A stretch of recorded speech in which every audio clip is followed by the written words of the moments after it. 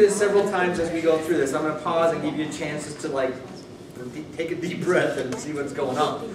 And I may not get around to everybody, but just bear with me. So, my next phase of this is,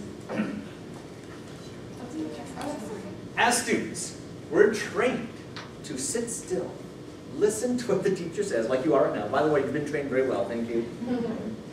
Run our highlighters across whatever words in the book will be required to commit to memory, and pretty soon, we become less likely to ask or even wonder whether what we're being taught really makes sense. We just want to know whether it's going to be on the test. Oh my gosh. We just want to, we look at these courses. Yeah. Amanda, is this you? That's me. We look at these courses as just, and I understand this, there is a certain amount of this. I went through the whole doggone thing. I jumped through every hoop you can jump through. But that's what it kind of becomes, is just the next hoop I have to jump through so I can get to whatever I wanted to get to. You know, in my case, it was to get that dang bachelor's degree. And when I was near done, I was like, as soon as I know this bachelor's degree, I'm never going to school again. I hated it. And I went one summer. I'm like, I'm going to go one summer, knock off some classes so I can finish a little early. You know? And then a little while later, I'm off doing my master's degree. And after that, I was like, I'm never going to school again. Well, then I'm off doing my PhD, and now I'm never going to school again. And I'm done. But it's just a hoop to jump through. I experienced it. I understand it. But why? I think it's not because the attitudes of the students are bad. I think it's because what we're trying to do to them sometimes causes them to see it as just a doggone hoop to jump through and not anything that's going to be really useful. In math too. Now I like to always connect. Most of these books about homework are in general, but I like to pull out anything related to math. In math too. Even the new improved concept of engaged time on task, TOT is time on task, is directly correlated to achievement. Only if both the activities and the measure of achievements are focused on rote recall. Let me just pause there for a minute.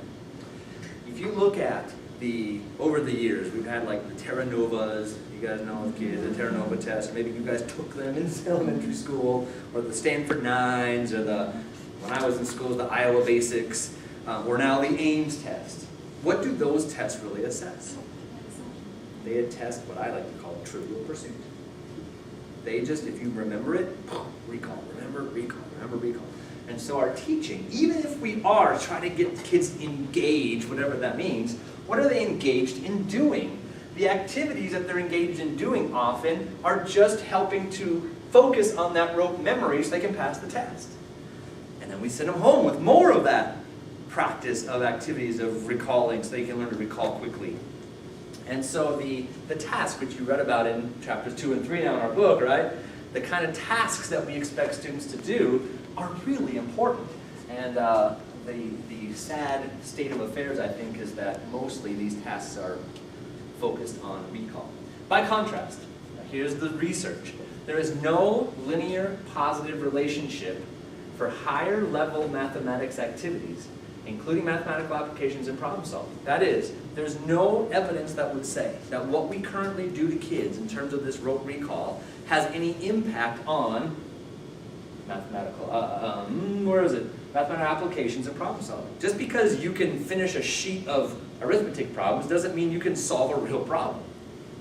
So if that's the goal, and I think this should be a goal, applying and thinking and problem solving, are we reaching that goal by what we're currently doing? So, to justify sending students home with a worksheet full of practice problems on the grounds that it reinforces skill is to say that what matters is not understanding, check this out, but behavior. Are we just creating animals, robots, training them to behave a certain way, or are we really focusing on understanding with these kinds of worksheets that we send home? In fact, I know you've all done this worksheet. That thing. Oh no, you didn't do all of it. You had to do the odds, right? Yeah. You did the odds because the evens are in the back of the book. You do the odds. We wouldn't want you to check your work. We just want you to do it a bazillion times. Whether you're doing it right or not, I don't know.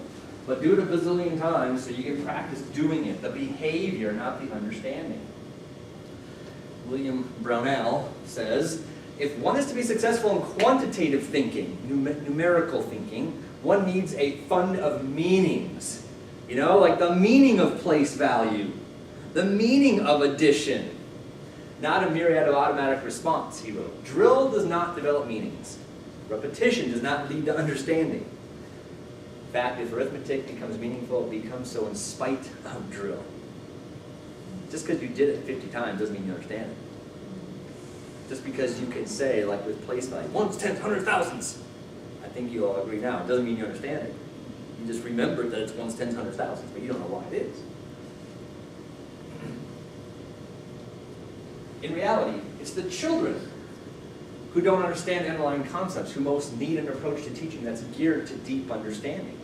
The more they're given algorithms and told exactly what to do, the farther behind they fall in terms of grasping these concepts. And we've talked about this somewhat in terms of our algorithm stuff.